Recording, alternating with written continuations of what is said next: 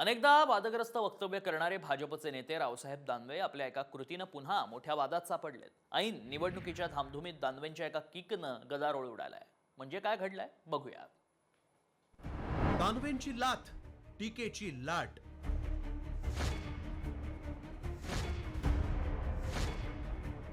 फोटोत येणाऱ्या कार्यकर्त्याला मारली लाथ. यांना नेते म्हणायचं का?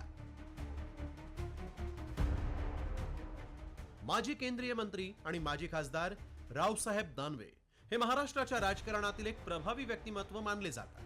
भाजपच्या विधानसभा निवडणूक व्यवस्थापन समितीच्या अध्यक्षपदी दानवे आहेत.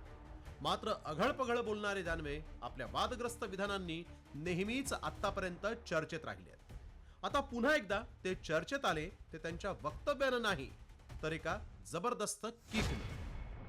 शिवसेनेचे शिंदे गटाचे जालना मतदारसंघातील उमेदवार आणि माजी मंत्री अर्जुन खोतकर भोकरदन इथं दानवे यांच्या घरी आले होते. तिथं स्वागताच्या फोटोत येणाऱ्या एका कार्यकर्त्याला दानवेंनी चक्क घोड्यासारखी लाथ मारून बाजूला केलं.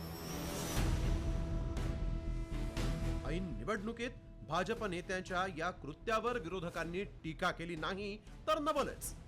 सहकार्याला कसं वागवलं जातंय याचं हे लक्षण असल्याची टीका शरद पवारांनी केली. तर काँग्रेसनंही सत्ताधाऱ्यांना सत्तेचा माज आल्याचा हल्लाबोल केलाय.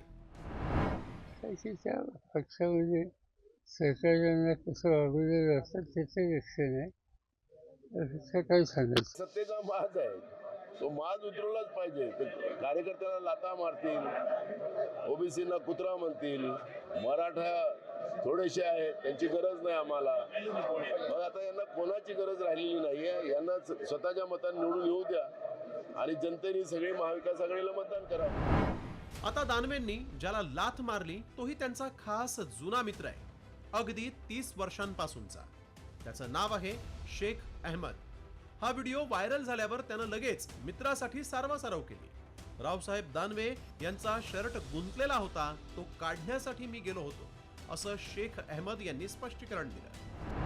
दानवे साहब घर में से आए, दानवे साहब का पीछे शर्ट गुते हुआ था और मैं उनके बाजू में खड़ा था तो मैं उनका शर्ट निकालने को करा. दानवे साहब कुछ समझ में नहीं आया. दानवे साहब के हाथ में भी गुलदस्ता था और ऐसा उन्होंने जो लाभ बता रहे तो ऐसा कुछ भी नहीं है. नेते कार्यकर्त्यांच्या जीवावर असतात. कार्यकर्त्यांचा सन्मान केला नाही तर नेतेगिरी लयास जाईल असा सूर उमटतोय. काही वर्षांपूर्वीही दानवेंची जीभ घसरली होती. शेतकऱ्यांबद्दल शिवराळ भाषा वापरल्याबद्दल त्यांना दिलगिरी व्यक्त करावी लागली होती.